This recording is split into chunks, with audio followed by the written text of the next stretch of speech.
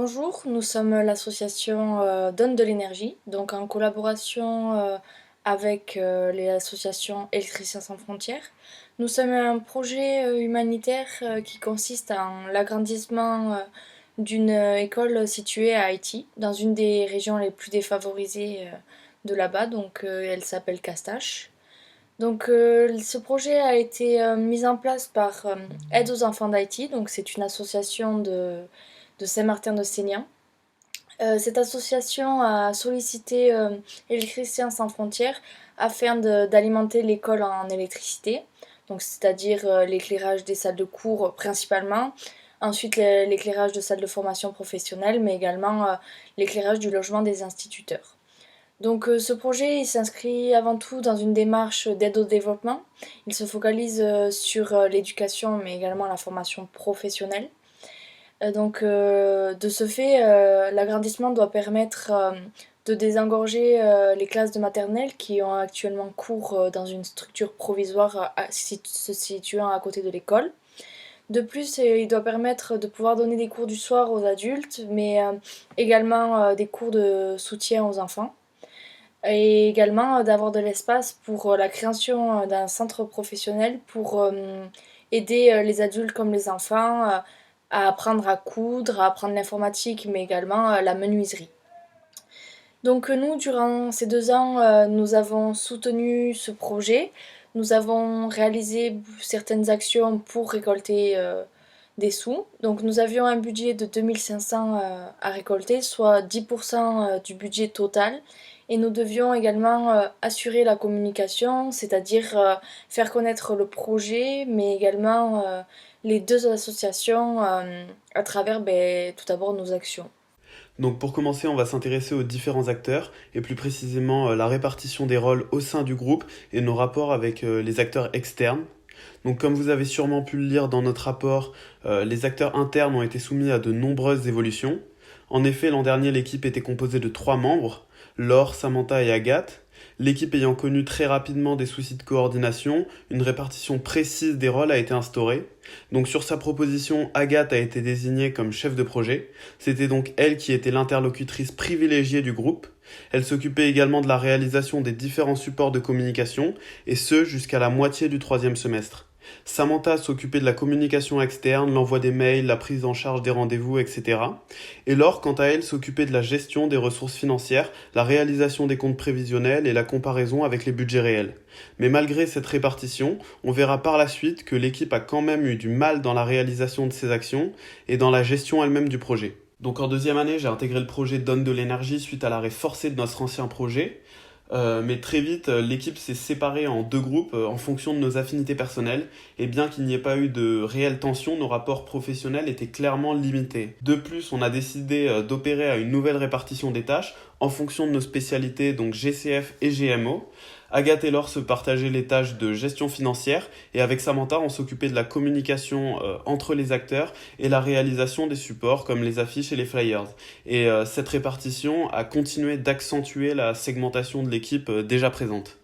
Puis au quatrième semestre, Agathe a quitté le projet. Donc cette fois, on a décidé d'abandonner complètement les répartitions précédentes. On a considéré qu'on avait tous les mêmes compétences et on s'est accordé suivant nos disponibilités respectives. Et c'est en fait cette méthode qui a le mieux marché. Comme l'a expliqué Laure en introduction, nous travaillons avec 2 acteurs, Électriciens sans frontières et Aide aux enfants d'Haïti. Nos relations avec Aide aux enfants d'Haïti étaient principalement indirectes. Il s'agissait du commanditaire du projet, mais nous n'intervenons dans ce projet que par l'intermédiaire de Électriciens sans frontières. Au sein de l'organisation ESF, nous avions un interlocuteur privilégié, Guy Pouillot-Castingue, qui était chargé de la communication et des partenariats avec les divers collaborateurs de l'ONG. Nous avons pu établir plusieurs rencontres avec lui et échanger des mails, mais nous n'avons pas maintenu un réel contact. On n'a pas demandé beaucoup d'informations sur l'avancement du projet, et c'est dommage car l'objectif était avant tout d'établir une démarche humanitaire et pas juste de récolter de l'argent. Maintenant, nous allons voir les différents outils utilisés pour mener à bien notre projet. Donc lors du lancement du projet, les 3 membres dont je ne faisais pas partie ont mis en place l'organisation théorique de ce projet à travers différents outils. Il y a eu tout d'abord une phase de recherche d'idées, d'action de financement et de communication avec un outil de brainstorming. Une fois cette phase de recensement d'idées terminée, les membres ont choisi de planifier les actions dans le temps à l'aide d'un diagramme Gantt. Ce diagramme avait pour objectif de permettre une organisation et une vision claire du projet sur du long terme. Les membres ont choisi de séparer les actions en 3 grandes périodes. Une première phase qui s'étendait jusqu'à la fin du deuxième semestre, qui avait pour objectif de fixer les finalités, les moyens à mettre en œuvre, ainsi que la réalisation des supports de communication. Cette période était également dédiée à la réalisation d'actions simples. Pour le troisième semestre, nous avions prévu de réaliser des actions plus importantes qui demandaient plus de ressources et d'organisation. Par exemple, aller démarcher les entreprises, organiser des événements tels qu'un karting ou un laser game ou encore une soirée étudiante. Et enfin, sur la dernière période du semestre 4, nous avions également prévu de réaliser des actions importantes comme l'organisation d'un tournoi, d'un vide-grenier ou poursuivre notre démarchage d'entreprise. Ensuite, afin de mieux prévoir les incertitudes et les aléas spécifiques au projet, les membres du groupe ont réalisé une matrice de gestion des risques qui reprenait tous les risques envisageables selon 4 critères, un critère financier, organisationnel, un critère de sécurité et un critère humain. On a pu observer que certains de ces risques se sont réalisés, tels que les risques politiques. En effet, le projet entrepris par AEH et ESF a été suspendu, voire peut-être annulé, à cause de la situation sociale et politique tendue à Haïti.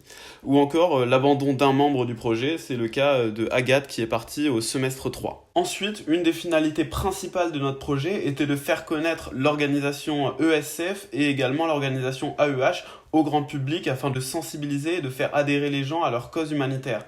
Nous avons donc mis en place plusieurs outils de communication. Nous avons créé des affiches pour la plupart de nos événements. Elles ont principalement été faites grâce au site Canva. Nous avons créé des plaquettes de présentation, des flyers et un dossier sponsoring. Les plaquettes et les flyers étaient présents sur nos stands lors de ventes de gâteaux par exemple, en dehors de l'IUT. Elles permettaient d'avoir un rapide aperçu du projet, de nos finalités et des moyens de nous contacter. Le dossier sponsoring était initialement destiné aux entreprises avec qui nous souhaitions collaborer pour récupérer donc des dons. On a également pu communiquer à travers les tickets de tombola puisqu'ils ont été distribués à plus de 100 personnes différentes. Nous n'avons cependant pas suffisamment privilégié les réseaux sociaux. En effet, nous avons publié qu'un seul post sur Instagram et sur Facebook. Les réseaux auraient pu nous apporter plus de visibilité et ainsi mieux faire connaître l'association ESF et AEH. Ensuite, nous allons parler des actions qui ont été réalisées et des actions qui n'ont pas été réalisées pendant ces 2 années. En nous appuyant sur ces 2 tableaux, nous analyserons pourquoi certaines actions ont été menées jusqu'au bout et pourquoi d'autres n'ont pas vu le jour. Nous verrons alors ce que nous aurions pu faire autrement afin de réaliser ces actions qui n'ont pas vu le jour. En ce qui concerne les actions réalisées, nous avons réalisé de nombreuses ventes de gâteaux au sein de l'IUT et en dehors de l'IUT. Nous avons aussi réalisé une vente de chocolat en collaboration avec l'association Électriciens sans frontières. Nous avons aussi créé une tombola, mis de cagnotte en ligne ou encore participé à un vide-grenier. Nous allons prendre l'exemple de la tombola et analyser pourquoi cette action a bien fonctionné. Tout d'abord, nous avons bien défini les rôles de chacun. Ensuite, nous nous étions bien organisés dans le temps. Nous avons commencé la recherche des lots mi-novembre et nous nous étions donné jusqu'à mi-décembre pour la recherche de lots.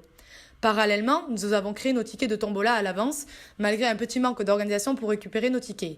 Ensuite, nous avons réceptionné ces tickets avant les vacances pour pouvoir les vendre pendant les vacances.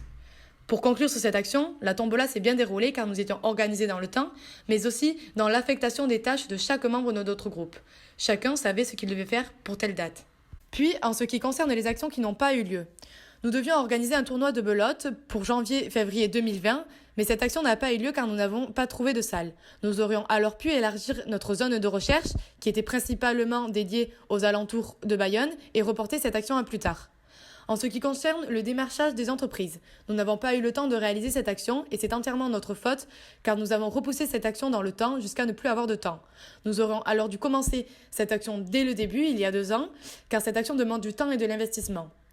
Ensuite, nous devions organiser un vide-grenier le 15 mars et participer à l'encadrement d'une course à Bayonne le 19 avril. Ces 2 actions ont donc été annulées suite à la situation actuelle. Mais nous aurions pu par exemple organiser un vide-grenier l'année dernière. En ce qui concerne les papiers cadeaux, nous n'avons pas eu de réponse ou de refus, donc cette action n'a pas eu lieu. Mais nous aurions donc dû commencer les recherches plus tôt afin d'être les premiers sélectionnés. Donc maintenant, en ce qui concerne le budget, donc tout d'abord, il faut savoir que nous avons 2 budgets différents. Donc un qui est consacré à Électriciens sans frontières et l'autre au BDE. Nous ne les avons pas différenciés forcément en effectuant 2 budgets, Mais en fait, une partie est directement reversée à ESF, comme la vente de chocolat, mais également les sponsoring, car ils bénéficient d'avantages fiscaux. Et l'autre partie, qui sont les actions que nous avons réalisées durant les 2 ans, est reversée au BDE pour ensuite effectuer un chèque que nous pourrons remettre à l'association plus tard. Donc après avoir effectué notre budget réel et en le comparant au budget prévisionnel, nous avons pu constater tout d'abord que nous n'avons pas réussi à récolter le budget nécessaire. Il nous manque un peu plus de 1000 euros. Donc cet écart peut s'expliquer par plusieurs raisons. Donc la première, c'est que certaines de nos actions n'ont pas été réalisées comme vous l'a expliqué précédemment Samantha, ce qui nous mène à des écarts importants allant jusqu'à 400 euros pour le vide-grenier ou alors pour le tournoi de belote que nous n'avons pas réalisé. Cependant, nous avons récolté bien plus que prévu en ce qui concerne les ventes de chocolat en collaboration avec l'association, donc qui est un écart positif de 300 euros. Ce qui est également le cas pour la tombola avec un écart de 246 euros positif.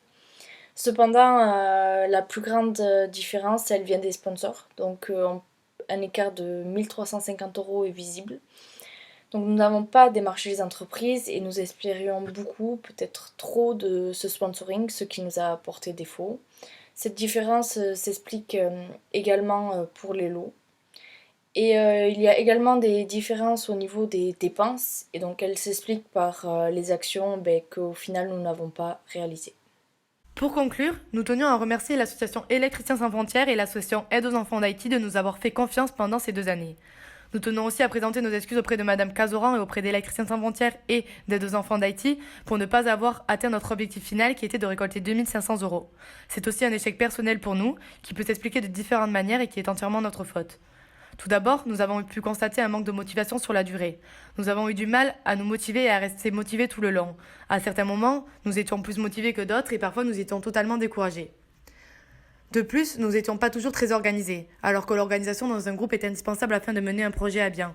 Ce manque d'organisation a pu parfois nous mettre dans des situations où nous étions un peu débordés par les tâches à réaliser. Cependant, nous avons quand même réalisé certaines actions avec succès et pris du plaisir à le faire. Par exemple, nous avons passé de nombreux samedis à faire des gâteaux et des crêpes. Ces actions nous ont ainsi permis de faire connaître ces 2 associations auprès d'un grand nombre qui ne les connaissait pas forcément. Parler et faire connaître les actions de ces 2 associations fut un réel plaisir pour nous. Nous nous sentions à notre place et nous nous sentions utiles. De plus, cette expérience nous a appris beaucoup de choses sur nous, mais aussi sur la façon de travailler en groupe. Travailler en groupe peut paraître facile au premier abord, mais ce n'est pas si simple que ça. Nous avons pu constater que la communication au sein d'un groupe est primordiale. Chaque membre du groupe doit communiquer entre eux afin que tout le groupe soit au courant de ce qu'il se passe, ce que nous ne faisions pas forcément à certaines périodes. Pour terminer, nous nous sommes donc posé la question si nous pouvions changer quelque chose, que ferions-nous ? Tout d'abord, nous aurions commencé le plus tôt possible à réaliser des actions, car nous avons mis du temps à commencer et à nous mettre dans le bain. Dès le début, nous avons donc pris du retard. Nous aurions aussi communiqué le plus possible entre nous et nous aurions réservé chaque semaine un temps consacré au projet. Ce que nous faisons à la fin grâce à la mise en place d'un compte rendu hebdomadaire de la part de Madame Cazoran, mais ce que nous ne faisions pas au début. Pour terminer, malgré ces points négatifs, nous avons tout de même récolté une somme de 1431 € et sommes très fiers d'avoir pu participer à un projet humanitaire.